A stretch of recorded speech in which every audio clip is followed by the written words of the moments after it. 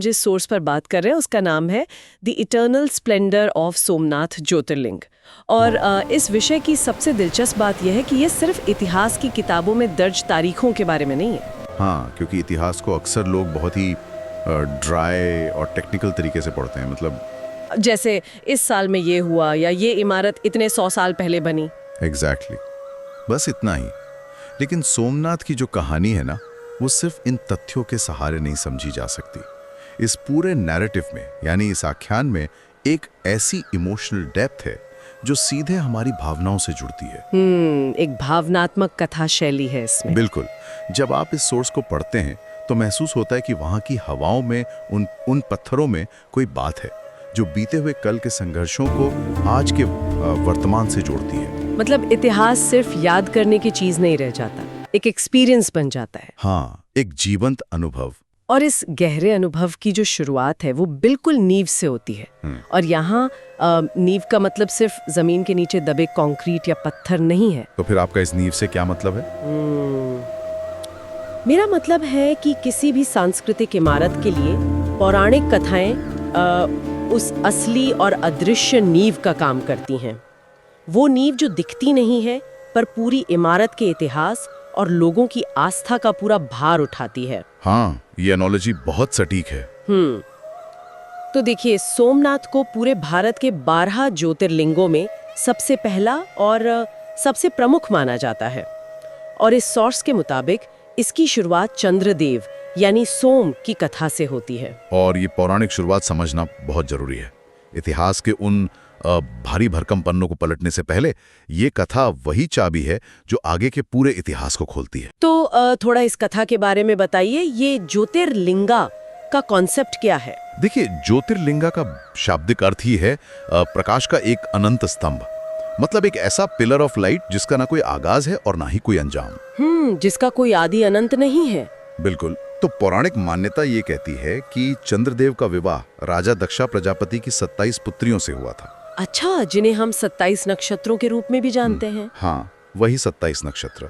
पर दिक्कत ये हुई कि चंद्रदेव का झुकाव और उनका प्रेम सिर्फ एक पुत्री रोहिणी की तरफ सबसे ज्यादा था। तो बाकी पुत्रियों के साथ भेदभाव हो रहा था। एग्जैक्टली।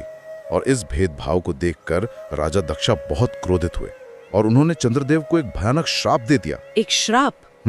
कैसा श्राप? क्षय रोग का श्राप, यानी ट्यूबरकुलोसिस जैसा। इस श्राप का असर ये था कि चंद्रदेव का जो पूरा तेज है, उनकी जो चमक है, वो धीरे धीरे खत्म हो जाएगी। बाप रे, मतलब रोशनी के देवता का अपनी ही रोशनी खोने लगना। ये तो उनके अस्तित्व के ही खत्म होने का डर है। बिल्कुल। वो पूरी तरह अंधकार में विलीन होने वाले थे। तो इसी विनाश से बचने के लिए चंद्रदेव ने प्रभास पटन के इसी स्थान पर भगवान शिव की घोर तपस्या की। अच्छा, तो ये जगह वही प्रभास पटन है जहाँ सोमनाथ मंदिर है? हाँ, वही जगह। तो शिव उनकी तपस्या से प्रसन्न हुए। हालांकि वो राजा दक्षा के श्राप को पूरी तरह से नलीफाई यानी खत्म तो नहीं कर सकते थे। श्राप तो मिल चुका था। वही, पर उन्होंने इसमें एक बैलेंस बना दिया। उन्होंने चंद्रदेव को वरदान दिया कि उनका तेज 15 दिन घटेगा और फिर अगले 15 दिन वो वापस बढ़ेगा। तो यहीं से वो शुक्ल पक्ष और कृष्ण पक्ष का चक्कर शुरू होता है। एग्जैक्टली। और इसी मुक्ति और पुनर्जीवन के बाद चंद्रदेव ने ग्रैटिट्यूड में यानी कृतज्ञता में वहाँ सोने का एक भव्य मंदिर बनाया, जिसे सोमवात कहा गया। हाँ, मतलब सोम के नाथ। वाह। देखिए, यहाँ मेरे दिमाग में एक बहुत बड़ा अहम मोमेंट आ रहा है। अगर हम थोड़ा गहराई से सोचें तो चंद्रदेव के श्राप और वरदान की ये कहानी सिर्फ एक पुराना मिथ नहीं लगती। आपको इसमें कुछ और नजर आता है? हाँ, मतलब ये असल में सोमनाथ मंदिर के पूरे भविष्य और उसके इतिहास की एक एकदम सटीक भविष्यवाणी जैसी लगती है। ये एक बहुत ही दिलचस्प नजरिया है। कैसे? जैसे चांद का तेज घटा है, वो धीरे धीरे अंधेरे में जाता है और फिर वापस अपनी पूरी चमक के साथ लौट आता है। बिल्कुल ठीक वैसे ही इस मंदिर का हजारों सालों का इतिहास रहा है, गिरना और फिर वापस उठना। हाँ, आपने बिल्कुल सही पॉइंट पकड़ा। ये चंद्रदेव के घटने और बढ़ने का जो चक्कर है ना, ये विनाश और पुनर्निर्माण के उस ऐतिहासिक चक्कर का सीधा प्रतीक है, जो कि सोमनाथ का असली सच है। वही तो। देखिए, जब ऐसी पौराणिक कथा पीढ़ियों तक लोगों के जहन में बैठ जाती है तो उनके लिए मंदिर का टूटना या नष्ट होना कोई परमानेंट एंड नहीं रह जाता। उनके सबकॉन्शियस में ये बैठ जाता है कि जैसे अमावस्या के बाद चांद लौटता है, वैसे ही ये मंदिर भी हर विनाश के बाद वापस खड़ा होगा। ये पौराणिक कथा वो ग्लू है, वो गोंद है जो इस पूरे समाज को और उनकी कलेक्टिव आस्था को सदियों तक जोड़ कर रखती है। मतलब अगर इस गहरे स्पिरिचुअल और साइकोलॉजिकल कनेक्शन को ना समझा जाए तो ये समझना लगभग नामुमकिन है कि क्यों इतने अनगिनत लोगों ने इस एक जगह के लिए बार बार सब कुछ दांव पर लगा दिया। बिल्कुल, और आपकी यही बात इतिहास के उन क्रूर पन्नों को समझने में एक नई रोशनी डालती है। हाँ, क्योंकि सोमनाथ का इतिहास तो आक्रमणों, लूट और भयानक विनाश से भरा पड़ा है। सोर्स के हिसाब से इस मंदिर को एक या दो बार नहीं बल्कि कई बार लूटा गया और लगभग मिट्टी में मिला दिया गया। हाँ, और विनाश का जो स्केल था ना, वो हर बार बेहद विशाल और खौफनाक होता था। मतलब कई बार तो ऐसा लगता होगा कि अब इस जगह का निशानो निशानी हमेशा के लिए मिट जाएगा। बिल्कुल लगता था। विदेशी आक्रमणकारियों ने इसकी अपार संपत्ति को देखा और इसे बार बार अपना निशाना बनाया। ऐसा नहीं था कि सिर्फ खजाना लूटा और चले गए। तो और क्या करते थे? पूरे के पूरे आर्किटेक्चर को, उस वास्तुशिल्प को नष्ट करने की कोशिश की जाती थी। मूर्तियों को खंडित करना और उस जगह की सैंटिटी यानी पवित्रता को खत्म करने का प्रयास होता था। लेकिन फिर वही बात आती है, मैं यहाँ एक सवाल पूछना चाहूंगी। हाँ, पूछें। इस सोच में टूटने के साथ साथ फिर से बनने पर बहुत जोर दिया गया है। तो क्या ये वाकई सिर्फ एक इमारत के गिरने और बनने का इतिहास है, या फिर ये इंसानी जज्बे और कभी हार न मानने वाली स्पिरिट की कहानी है? देखिए, इसमें कोई दो राय नहीं है कि ये ह्यूमन रेजिलियंस का दुनिया का सबसे बड़ा प्रतीक है। लचीलेपन का प्रतीक। हाँ, जब भी ये मंदिर गिराया गया, लोकल लोगों ने और अलग अलग राजाओं ने इसे वापस खड़ा करने में अपनी पूरी जान लगा दी। जैसे मालवा के परमार राजा या गुजरात के सोलंकी राजा। बिल्कुल, हर किसी ने इसके पुनर्निर्माण को अपना सबसे बड़ा फर्ज समझा और ये सिलसिला सदियों तक चलता रहा। हाँ, और सोर्स ये भी बताता है कि जब 18वीं शताब्दी में मंदिर बिल्कुल जर्जर और वीरान हालत में था, तब मराठा साम्राज्य की महारानी अहिल्याबाई होलकर ने उसके ठीक बगल में एक नया मंदिर बनवाया, ताकि उस जगह की पूजा अर्चना और उसकी आत्मा अखंडित न हो। एग्जैक्टली। और फिर आजादी के बाद आधुनिक भारत में सरदार वल्लभ भाई पटेल ने खुद समुद्र का जल अपने हाथों में लेकर इसके वर्तमान स्वरूप को दोबारा बनाने का संकल्प लिया। ये शैन सच में बहुत हैरान करती है। और ये शैन ये साबित करती है कि उन लोगों ने हर विनाश को एक पूर्ण विराम यानी फुल स्टॉप की तरह नहीं देखा। हाँ, उनके लिए वो बस एक कॉमा, एक अल्प विराम था। वही ना, पत्थरों को तोड़ा जा सकता है, दीवारों को गिराया जा सकता है, लेकिन उस विचार को, उस आइडिया को कैसे नष्ट करेंगे जैसे वो पत्थर दर्शाते हैं। बिल्कुल। आक्रमणकारियों का मकसद शायद सिर्फ संपत्ति लूटना रहा हो, पर उन्होंने अनजाने में उस इमारत को एक अमर विचार में बदल दिया। वाह, ये एक बहुत बड़ा फिलोसॉफिकल पॉइंट है। इमारत तो सिर्फ एक फिजिकल फॉर्म है, लेकिन असली ताकत उन लोगों के कलेक्टिव रिजॉल्व में है जो तय करते हैं कि हम इस जगह को वीरान नहीं छोड़ेंगे। सही कहा आपने। जब कोई समाज बार बार एक ही जगह पर लौटकर अपनी धरोहर को फिर से खड़ा करता है, तो वो दुनिया को बता रहा होता है कि उनकी आत्मा को हराया नहीं जा सकता। इतिहास के इन चैप्टर्स को पढ़कर निराशा नहीं होती, एक अजीब सी ऊर्जा मिलती है। और ये ऊर्जा सिर्फ धार्मिक नहीं है, ये इंसानी अजेय शक्ति को दर्शाती है। ये हमें सोचने पर मजबूर करती है कि अगर एक जगह इतने गहरे घावों के बाद भी खड़ी हो सकती है, तो आम इंसान की जिंदगी में भी कोई हार आखिरी नहीं। क्या बात है। तो इन सब गहरे पन्नों और संघर्षों से निकलकर जब कोई आज सोमनाथ के प्रेजेंट फिजिकल स्ट्रक्चर को देखता है, तो उसका एक अलग ही रोमांच होता है। बिल्कुल, इसकी जो आर्किटेक्चर है, जो वास्तुकला है और इसकी ज्योमेट्रिकल लोकेशन, दोनों ही मंत्र मुग्ध कर देने वाली हैं। हाँ, ये मंदिर एकदम अरब सागर के किनारे खड़ा है। सोर्स में बताया गया है कि इसकी वास्तुकला कैलाश महामेरु प्रसाद शैली में है।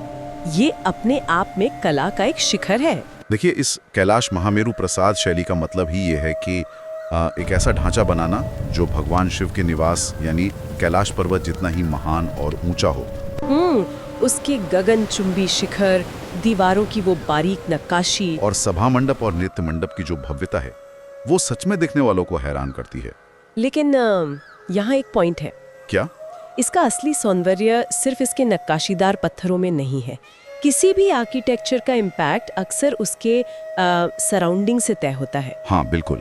अगर यही इतना विशाल मंदिर किसी भीड़-भाड़ वाले शहर के बीच में होता तो इसका असर शायद एकदम अलग होता। ये बहुत सटीक बात है।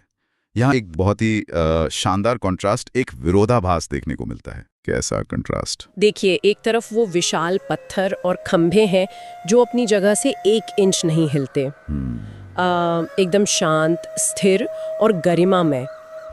और बिल्कुल उनके कदमों में दूसरी तरफ वो लहरें हैं जो 1 सेकंड के लिए भी शांत नहीं होती, विशाल और उफानता हुआ अरब सागर। बिल्कुल।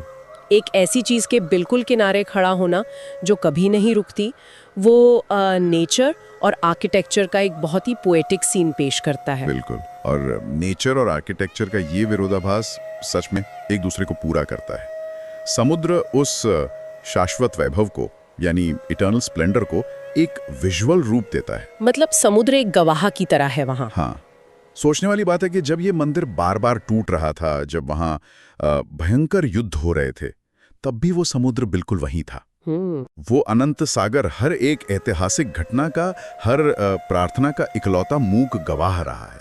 इंसान आए, साम्राज्य बदले, पर वो समुद्र वैसा ही रहा। वाह, समुद्र की ये भूमिका सच में वक्त की एक धड़कन की तरह लगती है। और अगर ज्योग्राफी की बात करें तो सोर्स में एक और बहुत ही रहस्यमयी फैक्ट सामने आता है। आप उस बाण स्तंभ की बात कर रही हैं? हाँ, सोमनाथ मंदिर के परिसर में वो जो एक बाण स्तंभ लगा हुआ है जो सीधे दक्षिण यानी साउथ की ओर इशारा करता है। बिल्कुल। उस पे संस्कृत में एक श्लोक लिखा है जिसका मतलब है कि उस पॉइंट से लेकर सीधे एंटार्क्टिका तक यानी साउथ पोल तक बीच में कोई भी जमीन का टुकड़ा नहीं है। ये ज्योग्राफी का जो फैक्ट है ये अपने आप में रोंगटे खड़े कर देने वाला है। इसका सीधा मतलब ये हुआ कि वो मंदिर एक ऐसे अद्वितीय पॉइंट पर खड़ा है जहां से आधी दुनिया तक सिर्फ और सिर्फ अनंत जल फैला हुआ है। वही तो, इंसान की बनाई हुई सबसे अधिक चीज प्रकृति की सबसे चंचल और विशाल चीज से मिल रही है वहाँ। और इसी विशालता के खिलाफ जब इस मंदिर को देखते हैं तो साफ हो जाता है कि ये सिर्फ कोई ह्यूमन मेड ढांचा नहीं है, ये यूनिवर्स और नेचर के साथ एक गहरे संवाद में है। ये सब इतना महाकाव्य जैसा है कि मतलब दिमाग एकदम सुन पड़ जाता है। वो मिथ का चांद जो घटता बढ़ता है, इतिहास का वो संघर्ष, और अब ये अनंत सागर। लेकिन इस पूरी चर्चा में यहाँ एक बहुत अजीब मोड़ आता है सोर्स के अंदर। अजीब मोड़? वो क्या? हाँ, देखिए, इन सारी बड़ी बड़ी फिलोसॉफिकल और ऐतिहासिक बातों के बीच सोर्स में अचानक से जानकारी शाम की आरती का समय, नजदीकी रेलवे स्टेशन, एयरपोर्ट की दूरी और दर्शन की टाइमिंग पर आ जाती है। हाँ, ये सच में एक बहुत ही दिलचस्प मोड़ है और अक्सर लोग इससे थोड़ा चौंक जाते हैं। बिल्कुल चौंकाते हैं। मतलब एक पल के लिए ऐसा लगता है जैसे किसी बहुत ही खूबसूरत और गंभीर कविता के बीच में कोई अचानक से बस या ट्रेन का टाइम टेबल पढ़ने लगे। मुझे लगा कि क्या इतने इमोशनल फ्लो के बीच ये टाइम टेबल और प्रैक्टिकल बातें इस पूरी कथा का जादू तोड़ नहीं देती? मतलब आसमान से सीधे जमीन के कठोर सच पे गिरना थोड़ा अटपटा नहीं लगता? देखिए, पहली नजर में ये बिल्कुल वैसा ही लगता है और ये एक बहुत ही नेचुरल रिएक्शन है। तो फिर इसका क्या लॉजिक है? अगर हम थोड़ा गहराई में जाएं तो ये कोई रुकावट नहीं है।